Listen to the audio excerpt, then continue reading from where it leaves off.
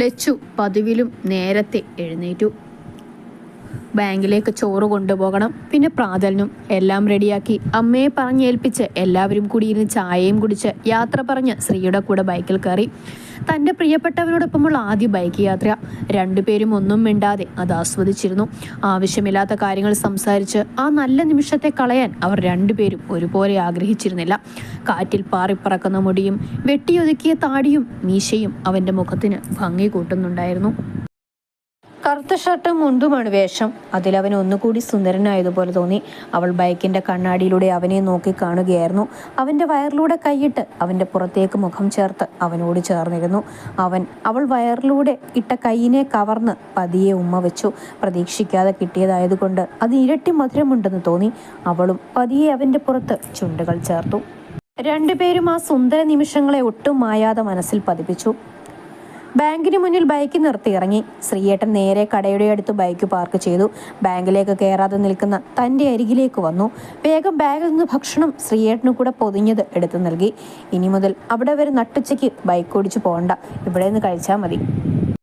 ആയിക്കോട്ടെ, എൻ്റെ പ്രിയതമ പറയുന്നത് പോലെ, പുഞ്ചിരി ഒട്ടും മായാതെ ശ്രീ പറഞ്ഞു. പുഞ്ചിരിക്കുമ്പോൾ താടിക്കുള്ളിൽ തെളിയുന്ന നുണക്കുഴിയിലേക്ക് തന്നെ അവളുടെ മിഴികൾ ഊന്നി. പരിസരം മറന്നവൾ നോക്കി നിന്നു. ശ്രീയും അവളുടെ നോട്ടം ഒന്നുകൂടി പുഞ്ചിരിയോടെ നിന്നു. എൻ്റെ ലച്ചുവേ, മതിയടി അങ്ങാറിന് ചോരയൂറ്റിയത്. ഒന്നുമില്ലെങ്കിൽ സ്വന്തം ഭർത്താവല്ലടി, ഒരു മയത്തിലൊക്കെ വേണ്ടേ? പിന്നിൽ നിന്ന് ആരോ പറയുന്നതിനൊപ്പം പൊട്ടിച്ചിരികളും കേട്ട് ലച്ചു ഞെട്ടിത്തിരിഞ്ഞു. ബാങ്കിലുള്ളവരെ കണ്ട് ജാള്യതയോടെ ലച്ചു വേഗം ശ്രീക്ക് മറവിലേക്ക് നിന്നു. അവരെയെല്ലാം എത്തി നോക്കി. അരുൺ മൂക്കത്ത് വിരൽ വെച്ച് കഷ്ടമെന്ന ഭാവത്തിൽ ചിരിക്കുന്നു. ബാക്കിയുള്ളവരും മോശമല്ല, എല്ലാവരും അവരവരുടെ കഴിവ് പോലെ കളിയാക്കുന്നുണ്ട്. മതി ഒളിച്ചു നിന്നത്, നീ ഇനി പോരെ. മതിയിടാരനെ കൊച്ചിനെ കളിയാക്കിയത്, കൂട്ടത്തിൽ മുതിർന്ന ലളിത ചേച്ചി പറഞ്ഞു. അവരിലേക്കാളും ഒക്കെ പ്രായം കുറവായതുകൊണ്ട് ഒരു അനിയത്തിക്കുട്ടിയോടെന്ന പോലെ കരുതലാണ് എല്ലാവർക്കും. ഇവിടെ വാ, മതി ഭാര്യയും ഭർത്താവും കണ്ണി പരസ്പരം നോക്കുന്നത്. ഇനി വീട്ടിൽ പോയി നോക്കാം. ഇവളെ ഞങ്ങൾ കൊണ്ടുപോകണേ ശ്രീയുടെ മറവിൽ നിന്ന് ലച്ചുവിനെ വലിച്ച് തനിക്കരികിലേക്ക് നിർത്തി ഗീത ചേച്ചി അവളുമായി ശ്രീയോട് പറഞ്ഞ് മുന്നോട്ട് നടന്നു. ബാക്കിയുള്ളവരും ശ്രീയോട് പറഞ്ഞ് അവർക്ക് പിന്നാലെ നടന്നു. ബാങ്കിന് മുന്നിൽ എത്തി അവൾ തിരിഞ്ഞു നോക്കിയപ്പോൾ അവൻ അവളെ തന്നെ നോക്കി നിൽക്കുന്നുണ്ടായിരുന്നു. വൈകിട്ട് ശ്രീ ആക്കിത്തരാമെന്ന് പറഞ്ഞെങ്കിലും ലച്ചു സമ്മതിച്ചില്ല. തന്നെ കൊണ്ടു ചെന്നാക്കി വീണ്ടും ഇങ്ങോട്ട് തന്നെ വരണ്ടേ? ലച്ചു ബസ്സിൽ പോയിക്കോളാന്ന് പറഞ്ഞു. ശ്രീയേട്ടൻ എന്നും വരുന്നതിലും കുറച്ച് നേരത്തെ വരണേ. കല്യാണം കഴിഞ്ഞിട്ട് ഇതുവരെ അമ്പലത്തിൽ പോയില്ലല്ലോ. ഇന്ന് ദീപാരാധനയുള്ളതല്ലേ, ഇന്ന് പോകായിരുന്നു. അവൾ ചോദ്യത്തോടെ അവനെ നോക്കി. ഞാൻ വരാം. അപ്പോഴേക്കും ബസ് വന്നിരുന്നു. ലച്ചുവിൻ്റെ കയ്യിൽ മുറുക്കെ പിടിച്ച് അവൻ റോഡ് മുറിച്ചു കടന്നു. അവൻ അവളെ ബസ് കയറ്റി. രാധേച്ചിയും ഉണ്ടായിരുന്നു. ബസ്സിൻ്റെ ജനൽ ഭാഗത്തിരിക്കുമ്പോൾ ആദ്യമായി ശ്രീയെ നോക്കി നിന്നത് മനസ്സിലേക്ക് വന്നു. അവൻ്റെ മനസ്സിലും അതുതന്നെയായിരുന്നു. ഏറെ പ്രിയത്തോടെ തൻ്റെ പ്രണയത്തെ അവർ പരസ്പരം കണ്ണിൽ നിന്നും മറയുവോളം നോക്കിക്കണ്ടു. പറഞ്ഞതുപോലെ ശ്രീ നേരത്തെ എത്തി. അവൻ വരുമ്പോഴേക്കും അവൾ കുളിച്ച് വേഷം മാറാൻ കയറിയിരുന്നു. ലച്ചുവിൻ്റെ കഴിഞ്ഞില്ലേ അമ്മേ? അത് വന്നപ്പോൾ മുതൽ തുടങ്ങിയതാ ഓരോ ജോലി. എന്നെ ഒന്നും ചെയ്യാനും സമ്മതിച്ചില്ല. ഇപ്പം വരാൻ വൈകുമെന്നും പറഞ്ഞ് രാത്രിയിലേക്ക് ചപ്പാത്തിയും കറിയൊക്കെ റെഡിയാക്കി കുളിച്ച് വേഷം മാറാൻ കയറിയിരുന്നു. അമ്മ പരാതി പോലെ പറയുന്നുണ്ട്. അമ്മ വരുന്നുണ്ടോ അമ്പലത്തിലേക്ക്? ഉണ്ടെങ്കിൽ ഞാൻ ഹരിയുടെ കാർ എടുത്ത് വരാം. ഞാനില്ല മക്കളെ, നിങ്ങൾ പോയി വാ. അമ്മയുടെ ഒറ്റയ്ക്കിരിക്കണ്ടേ? അച്ഛൻ ഇപ്പോൾ വരുമായിരിക്കും, മക്കൾ പോയിട്ടോ. അമ്മ സ്നേഹത്തോടെ നിരസിച്ചു. ലച്ചു കഴിഞ്ഞില്ലേ? വാതിൽ തുറന്നേ. ശ്രീ പതിയെ വാതിലിൽ തട്ടിക്കൊണ്ട് വിളിച്ചു. വാതിൽ തുറക്കുന്ന ശബ്ദം കേട്ട് മേശയിൽ നിന്ന് ജഗ്ഗിൽ നിന്ന് വെള്ളം കുടിക്കുകയായിരുന്ന ശ്രീ തിരിഞ്ഞു നോക്കി. അവൻ അവളെ കണ്ണിമ വെട്ടാതെ നോക്കി നിന്നു. കരിമ്പച്ച നിറത്തിലുള്ള നേരിയ ബോർഡർ വരുന്ന നേരിതിൽ ലച്ചു വളരെയധികം സുന്ദരിയായിരുന്നു. അതിനു മാച്ചായ ബ്ലൗസും ഒരു ചെറിയ മുല്ലുമൊട്ടുമാലയും. കണ്ണുകൾ നീട്ടി എഴുതിയിട്ടുണ്ട്. നെറുകയിൽ അവളുടെ പ്രണയത്തിൻ്റെ ആയുസിനു വേണ്ടിയുള്ള സിന്ദൂരവും. ശ്രീ അവളെ മതിമറന്ന് നോക്കി നിന്നു. അവളെ സാരിയിൽ കണ്ടിട്ടുണ്ടെങ്കിലും നേരിയതിൽ അവൻ ആദ്യമായി കാണുകയായിരുന്നു. അവൻ്റെ കണ്ണുകളിൽ അവളോടുള്ള പ്രണയം നിറയുന്നത് ലച്ചു വ്യക്തമായി കണ്ടു. ഓയ് ശ്രീയേട്ടാ, സ്വപ്നം പിന്നെ കാണും. ദീപാരാധനയ്ക്ക് സമയമായി, വേഗം കുളിച്ചു വാ. ശ്രീയുടെ നോട്ടത്തിൽ പൂത്ത് തളർത്തെങ്കിലും അതിനെ വിദഗ്ധമായി മറച്ചുകൊണ്ട് അവൾ അവനെ തട്ടി വിളിച്ചു. ശ്രീ പെട്ടെന്ന് ഞെട്ടി അവളെ ഒന്നുകൂടി നോക്കി ബാത്റൂമിലേക്ക് നടന്നു. എൻ്റെ മോള് ഈ വേഷത്തിൽ സുന്ദരിയായിട്ടുണ്ട്, ആരുടെയും കണ്ണ് തട്ടാതിരിക്കട്ടെ. അമ്മ അവളെ കണ്ടപ്പോൾ അതും പറഞ്ഞ് അവളുടെ കണ്ണിൽ നിന്ന് തന്നെ ഒരു നുള്ളു കരിയെടുത്ത് ചെവിക്ക് പിറകിൽ തൊട്ടു. ശ്രീ വന്നപ്പോൾ അമ്മയോട് യാത്ര പറഞ്ഞ് രണ്ടുപേരും ബൈക്കിൽ കയറി. അവരുടെ ബൈക്ക് ഗേറ്റ് കടക്കുമ്പോൾ അച്ഛൻ വരുന്നുണ്ടായിരുന്നു. അച്ഛനോടും പറഞ്ഞ് അവൻ ബൈക്ക് എടുത്തു. അമ്പലത്തിലെത്തി തൊഴുതിറങ്ങി. രണ്ടുപേരും തൻ്റെ ജീവനും ജീവിതവുമായവർക്ക് വേണ്ടി മനമൊരുകി പ്രാർത്ഥിച്ചു. കുറച്ചുനേരം ആൽമരച്ചുവട്ടിലിരുന്നു. പതിയെ ലച്ചുവിൻ്റെ ഓർമ്മകളിലേക്ക് ശരത്തേട്ടൻ ഇവിടെ വെച്ച് തന്നെ ഒഴിവാക്കിയത് ഓർമ്മയിൽ തെളിഞ്ഞു. അന്നൊരുപാട് സങ്കടത്തോടെയാണ് ഇവിടെ നിന്ന് ഇറങ്ങിയത്. പക്ഷേ ഇന്ന് തൻ്റെ പ്രാണനും പ്രണയവുമായവൻ്റെ കൈകോർത്തിവിടെ ഇരിക്കുമ്പോൾ ശരത്തേട്ടനോട് നന്ദി പറയാൻ തോന്നുന്നു. തന്നെ ഒഴിവാക്കിയതിന്, തന്നെ പ്രാണനെ പോലെ കരുതിയ ഒരുവനെ തന്നതിന്. ഇങ്ങനെയായിരിക്കും കാലം തനിക്കായി കരുതി വെച്ചത്. ഇനി നീ വളരെയധികം സുന്ദരിയായിട്ടുണ്ടല്ലോ ലച്ചു. നിന്നെ ഇങ്ങനെ നോക്കിയിരിക്കാൻ തോന്നുന്നു. ഓരോ ചിന്തയിലിരിക്കുമ്പോൾ കാതിൽ നേർത്ത ശബ്ദം കേട്ട ശബ്ദത്തിൽ ശരീരമൊന്ന് കുളർന്നു. ഉയർത്തി അവനെ പ്രണയത്തോടെ നോക്കി. എനിക്ക് നിന്നെ എൻ്റേത് മാത്രമാക്കാൻ തോന്നുന്നു ലച്ചു. കാതിൽ സ്ത്രീയുടെ നേർത്ത സ്വരം. ലച്ചു നാണത്താൽ പൂത്തു തളരുകയായി. നവമിഥംഗണങ്ങൾ ഇവിടെയാണോ മധുവേലി ആഘോഷിക്കുന്നത്? പിന്നിൽ നിന്ന് കേട്ട ശബ്ദത്തിൽ രണ്ടുപേരും ഒരുപോലെ തിരിഞ്ഞു നോക്കി. സ്ത്രീയുടെ അതേ പ്രായമുള്ള ഒരാൾ നിറഞ്ഞ ചിരിയോടെ അവരുടെ അടുത്തേക്ക് വരുന്നുണ്ടായിരുന്നു. നീ പോടാ, ഞങ്ങൾ വെറുതെ ഇങ്ങനെ. അതെനിക്ക് മനസ്സിലായി, രണ്ടുപേരും പ്രണയം കൈമാറുകയാണെന്ന്. അതാണല്ലോ ഞാൻ വിളിച്ചത്. നീ എപ്പോഴാണ് വന്നത്? ഞങ്ങൾ വന്നപ്പോൾ കണ്ടില്ലല്ലോ. ഞാൻ കുറച്ചു നേരമായി നിങ്ങളെ കയറി പോകുന്നത് കമ്മിറ്റി ഓഫീസിൽ നിന്ന് കണ്ടിരുന്നു. ഇന്നത്തെ കമ്മിറ്റി ഓഫീസിൽ? ശ്രീ സംശയത്തോടെ തിരക്കി. ഉത്സവമല്ലടാ അടുത്ത മാസം. അതിൻ്റെ കുറച്ച് കാര്യങ്ങളൊക്കെയായി ഒരു മീറ്റിംഗ്. ലച്ചു, ഇത് ഹരി, എൻ്റെ കളിക്കൂട്ടുകാരനാണ്. ശ്രീ അവൻ്റെ തോളിലൂടെ കൈയിട്ട് ലച്ചുവിന് പരിചയപ്പെടുത്തി. നീ പരിചയപ്പെടുത്തണ്ട, ഞാൻ പരിചയപ്പെട്ടോളാം അല്ലേ പെങ്ങളെ? ഹായ്. പേരവൻ പറഞ്ഞല്ലോ, ഇനി ഞാൻ പറയുന്നില്ല. എന്നെ ആദ്യമായിട്ടല്ലേ കാണുന്നത്? ഞാൻ നിങ്ങളുടെ കല്യാണത്തിന് സ്ഥലത്തുണ്ടായിരുന്നില്ല, അതുകൊണ്ട് നമ്മൾ പരിചയപ്പെടാൻ കുറച്ച് വൈകി.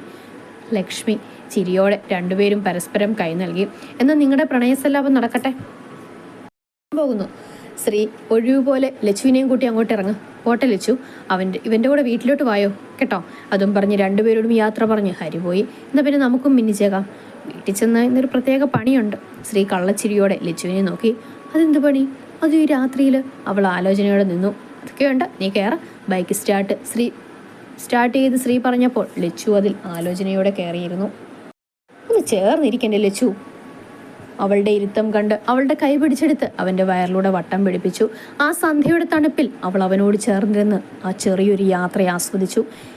ഇതഴിച്ചു വേണ്ട ലച്ചു, ഇതുപോലെ രാത്രി മുറിയിലേക്ക് വന്നാൽ മതി. ബൈക്കിൽ നിന്നിറങ്ങിയ ലച്ചുവിനെ കയ്യിൽ പിടിച്ചു നിർത്തി അവൻ ആർദ്രമായി മൊഴിഞ്ഞു. ലച്ചു അവനെ സംശയത്തോടെ നോക്കി മൂളിക്കൊണ്ട് അകത്തേക്ക് നടന്നു. അമ്മയും അച്ഛനും TV കാണുന്നുണ്ട്. അവരുടെ അരികിൽ പോയിരുന്നു. മക്കള് വന്നോ? അമ്മ ലച്ചു അരികിൽ വന്നിരുന്നപ്പോഴാണ് അവളെ ശ്രദ്ധിക്കുന്നത്. സീരിയലിൽ മുഴുകിയിരിക്കുകയായിരുന്നു. എന്നാൽ നമുക്ക് ഭക്ഷണം കഴിച്ചാലോ? വേഗം എടുക്കും, നല്ല വിശപ്പുണ്ട്. ലച്ചു ചോദിച്ചതിന് അങ്ങോട്ട് കയറി വന്ന ശ്രീ എന്തോ അർത്ഥം വെച്ച് പറയുന്നത് പോലെ പറഞ്ഞു. അതിനൊന്ന് അമർത്തി മൂളി ലച്ചു അകത്തേക്ക് നടന്നു. ആ വേഷം മാറിയിട്ട് എടുത്താൽ മതി മോളെ. വന്ന വേഷത്തിൽ തന്നെ അടുക്കളയിലേക്ക് പോകുന്നത് കണ്ട് അമ്മ പറഞ്ഞു. അതൊക്കെ മാറിയെടുക്കുമ്പോഴേക്കും നേരെ ഒത്തിരിയാവും, നീ വേഗം എടുത്തേ. ലച്ചു പറയാൻ വന്നതിനെ അതിവിദഗ്ധമായി തടഞ്ഞുകൊണ്ട് ശ്രീ കൈ കഴുകാനായി പോയി. ലച്ചു പിന്നെ അവിടെ നിൽക്കാതെ വേഗം അടുക്കളയിലേക്ക് പോയി. ഈ ചെറുക്കിന് എന്ത് പതിവില്ലാത്ത വിശപ്പ്, അമ്മ ആരോടൊന്നില്ലാതെ പറയുന്നുണ്ട്. അച്ഛനും കൈ കഴുകി വന്നിരുന്നു. എല്ലാവരും ഒന്നിച്ചിരുന്നു. ഏട്ടൻ ഇന്നും വരില്ലേ? ശ്രീ ചോദിച്ച ഉത്തരത്തിനായി അമ്മയുടെ മുഖത്തേക്ക് നോക്കി.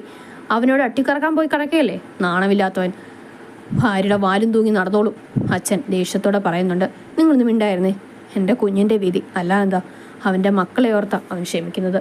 അമ്മ കണ്ണുകൾ തുടച്ചു. ഈ നാളെ കഴുകാൻ മോളെ, ഇല്ലെങ്കിൽ ഇതൊക്കെ മുഷിയും. എല്ലാവരും കഴിച്ച് പാത്രം കഴുകാനായി നിൽക്കാൻ തുടങ്ങിയ ലച്ചുവിനോട് അമ്മ പറഞ്ഞു.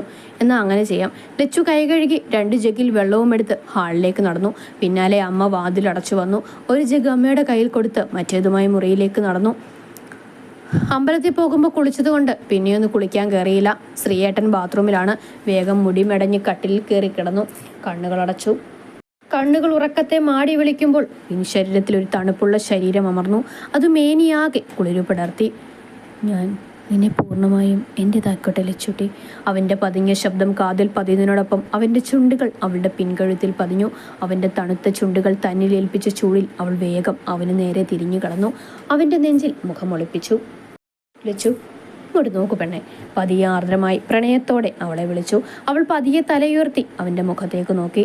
പ്രണയത്തോടെയുള്ള അവൻ്റെ നോട്ടത്തെ നേരിടാനാകാതെ അവൾ വീണ്ടും അവൻ്റെ നെഞ്ചിൽ തെട്ടി. നിന്റെ മൗനം സമ്മതമായി എടുത്തോട്ടെ?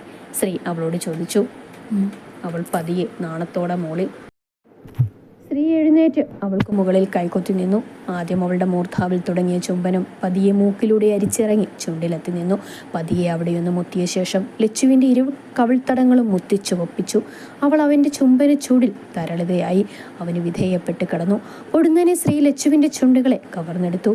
ആദ്യം വേദനിപ്പിച്ചുകൊണ്ടുള്ള ചുംബനമാണെങ്കിൽ പിന്നെ പതിയെ പതിയെ വളരെ ആസ്വദിച്ചുകൊണ്ട് അവൻ അവളുടെ ചുണ്ടുകളെ നുണഞ്ഞു. അവളും അത് ആസ്വദിച്ചപ്പോൾ കണ്ണുകൾ പതിയെ അടച്ചു. അവൻ്റെ നാവ് അവളുടേതുമായി കൊരുത്തപ്പോൾ പൊടുന്നനെ അവൾ കണ്ണുകൾ തുറന്നു. അവൻ്റെ നാവ് അവളുടേതുമായി കൊരുത്തു വലിച്ചു. അവളിൽ നിന്നും അവനിലെ വികാരങ്ങളെ ചൂടുപിടിപ്പിക്കുന്ന ശീൽക്കാര ശബ്ദം പുറത്തു വന്നു. അവൻ അവളുടെ നാവുകളെ വേർപെടുത്തി ചുണ്ടുകളെ കടിച്ചു നുണഞ്ഞു. കുറച്ചു നിമിഷങ്ങൾക്ക് ശേഷം അവൻ്റെ ചുണ്ടുകൾ ലച്ചു ഏറ്റെടുത്തു. അവൾ അവൻ്റെ ചുണ്ടുകളെ നുണഞ്ഞുകൊണ്ടേയിരുന്നു. ഇരുവരും പരസ്പരം വേർപെടാൻ കഴിയാത്ത വിധം ചുംബിച്ചുകൊണ്ടിരുന്നു. കുറച്ചു നിമിഷത്തിനു ശേഷം രണ്ടുപേരും ശ്വാസം വിലങ്ങിയപ്പോൾ കിതപ്പോടെ പിന്മാറി. അവൻ അവളുടെ കഴുത്തിൽ മുഖം പൂഴ്ത്തി അവിടെ തെളിഞ്ഞു കാണുന്ന നീലഞരമ്പിൽ ദന്തങ്ങൾ അഴുത്തി. അവളിൽ നിന്നും ശീൽക്കാര ശബ്ദങ്ങൾ പുറത്തു വന്നു. അവൾ അവൻ്റെ മുടിയിൽ കൊരുത്തു വലിച്ചു. ശ്രീയേട്ട. അവളിൽ നിന്ന് വരുന്ന ശബ്ദങ്ങൾ അവനിൽ വികാരങ്ങളുടെ വേലിയേറ്റം സൃഷ്ടിച്ചു. അവൻ അവളുടെ മാറിലെ നേരിതിൻ്റെ തല പല്ലുകൾ കൊണ്ട് തന്നെ അടർത്തി മാറ്റി. ലച്ചുവിന് വാക്കുകൊണ്ട് പോലും അവനെ തടയാൻ കഴിയുമായിരുന്നില്ല. അത്രയും അവനിൽ അടിമപ്പെട്ടു പോയിരുന്നു. അവൻ്റെ പ്രണയമഴയിൽ നനഞ്ഞു കുതിരാൻ അവളിലെ പെണ്ണ് അതിയായി ആഗ്രഹിച്ചു. അവൻ ലച്ചുവിൻ്റെ മാറിലേക്ക് മുഖം ചേർത്തു. അവളും നീങ്ങിപ്പോയി. അവൻ പതിയെ അവളിലെ മേൽവസ്ത്രം അടർത്തി മാറ്റി. അവളിലെ മൃദുലത അവൻ്റെ കണ്ണിനെ കുളിരണിയിപ്പിച്ചു. അവൻ അവൻ്റെ ഷർട്ട് അഴിച്ചപ്പുറത്തേക്കിട്ട് അവളിലേക്ക് അമർന്നു. അവളും അവനെ ചേർത്ത് പിടിച്ചു. അവളിലെ മൃദുലതയെ കൈകൊണ്ടളന്നും താലോലിച്ചും അവളിലെ പെണ്ണിനെ ഉണർത്തിക്കൊണ്ടിരുന്നു. ഇരുവരുടെയും ബാക്കിയുള്ള ഉടയാടകളും അവരിൽ നിന്നും വേർപെട്ടു. അവർ പരസ്പരം ഉണർന്നും മുകർന്നും പ്രണയിച്ചുകൊണ്ടിരുന്നു. അവൻ അവളിലെ പെണ്ണിനെയും അവൾ അവനിലെ പുരുഷനെയും ഉണർത്തി. രണ്ടുപേരിലും വികാരങ്ങൾ പൊട്ടിയൊഴുകി. അവൻ രാത്രിയുടെ ഏതോ യാമത്തിൽ അവളിലേക്ക് ആഴ്ന്നിറങ്ങി. അവനിലെ പ്രണയം സ്വീകരിക്കാനായി അവളും. ഒടുവിൽ അവൻ കിതപ്പോടെ അവളിൽ തന്നെ തളർന്നു വീണു. ആദ്യ സംഗമത്തിൻ്റെ പൂർണ്ണതയിൽ അവളിൽ നിന്ന് കണ്ണുനീർത്തുള്ളി ഇറ്റുവീണു. അവൻ അവളുടെ നെറുകയിൽ അമർത്തി ചുംബിച്ചു. അവളിൽ നിന്നും അടർന്നു മാറി അവൻ ബെഡിൽ മലർന്നു കിടന്ന് കാൽച്ചുവട്ടിൽ കിടന്നിരുന്ന ഷീറ്റെടുത്ത് ഇരുവരെയും പുതച്ച് അവളെ നെഞ്ചിലേക്ക് അണച്ചു പിടിച്ചു. ഒത്തിരി വേദനിപ്പിച്ചോടി? അവൻ അവളുടെ കാതോരം ചോദിച്ചു. ശ്രീയേട്ടൻ നൽകുന്ന പ്രണയത്തിൻ്റെ ഏത് വേദനയും സ്വീകരിക്കാൻ ഞാൻ തയ്യാറാണ്. അവൾ ആ തളർച്ചയിലും പതിയെ മൊഴിഞ്ഞു. ലച്ചുട്ടി, ഒത്തിരി ഇഷ്ടമാടി നിന്നെ. അത് എത്രത്തോളം എന്ന് പറയാൻ എനിക്ക് കഴിയില്ലടി. എന്നിൽ നിന്ന് എൻ്റെ ജീവൻ പറഞ്ഞു പോകും വരെ ഈ നെഞ്ചോട് ചേർന്ന് നീ ഉണ്ടാകണം. ലച്ചു അതിനു മറുപടിയായി അവൻ്റെ നെഞ്ചിൽ അമർത്തി ചുംബിച്ചു. പതിയെ കണ്ണുകൾ അടച്ചു. അവനും അവളെ ചേർത്ത് പിടിച്ച് ഉറക്കത്തിലേക്ക് വഴുതി വീണു. അവരുടെ ആദ്യ സംഗമത്തിന് ആ രാവ് വഴിയൊരുക്കി. പിറ്റേന്ന് പതിവിലും ഇത്തിരി താമസിച്ച് ലച്ചു എഴുന്നേൽക്കാൻ. അവൾ പിടങ്ങി എഴുന്നേൽക്കാൻ നോക്കിയപ്പോഴാണ് താൻ നഗ്നയാണെന്നറിഞ്ഞത്. അവളിൽ കഴിഞ്ഞുപോയ രാത്രി നാണത്തിൻ്റെ ചെഞ്ചോ പണിഞ്ഞു. അവൾ വേഗം പുതപ്പ് വാരിച്ചുറ്റി കിട്ടിയ ഡ്രസ്സുമെടുത്ത് ബാത്റൂമിൽ കയറി. കുളിക്കുമ്പോൾ അവിടെ ഇവിടെയൊക്കെയായി നീറ്റൽ അനുഭവപ്പെട്ടു. നോക്കിയപ്പോൾ ഒരിടത്ത് പോലും ശ്രീയേട്ടൻ്റെ പ്രണയമുദ്ര പതിയാത്ത സ്ഥലം തൻ്റെ ശരീരത്തിലില്ല. അവളിൽ നാണം നിറഞ്ഞു. കുളിച്ചു തോർത്ത് തലയിൽ ചുറ്റിക്കൊണ്ടിറങ്ങിയപ്പോഴും ശ്രീ കമിഴ്ന്ന് കിടന്നുറക്കത്തിൽ തന്നെയാണ്. അവൾ പുറത്തേക്ക് നടന്ന് പൂജാമുറിയിൽ കയറി വിളക്ക് കൊളുത്തി പ്രാർത്ഥിച്ച് വേഗം അടുക്കളയിലേക്ക് നടന്നു. ബാങ്കിൽ പോകേണ്ടതുകൊണ്ട് വേഗം അടുക്കള ജോലികൾ ഒതുക്കി. അപ്പോഴേക്കും അമ്മയും വന്നിരുന്നു. സമയം വൈകിയതുകൊണ്ട് അമ്മ ചോറ് പൊതിഞ്ഞോളാമെന്ന് പറഞ്ഞു. അപ്പോൾ വേഗം ഡ്രസ്സ് മാറാൻ മുറിയിലേക്ക് പോയി. ശ്രീ കുളിയൊക്കെ കഴിഞ്ഞ് പോകാൻ റെഡിയായി നിൽക്കുന്നുണ്ട്. തന്നെ കണ്ടപ്പോൾ കള്ളച്ചിരിയോടെ നോക്കുന്നുണ്ട്. അവളൊന്ന് കൂർപ്പിച്ച് നോക്കി. വേഗം ഒരു ഹൈനൊക്കെയുള്ള ചുരിദാറെടുത്ത് ബാത്റൂമിലേക്ക് നടന്നു. ഇവിടെ നിന്ന് മാറിക്കൊടി, ഞാൻ കാണാത്ത ഇനിയൊന്നുമില്ല. അതിന് മറുപടി പറയാതെ കൂർപ്പിച്ചു നോക്കി ഡ്രസ്സ് മാറി വന്നു. അപ്പോഴും ആള് മുറിയിലുണ്ട്.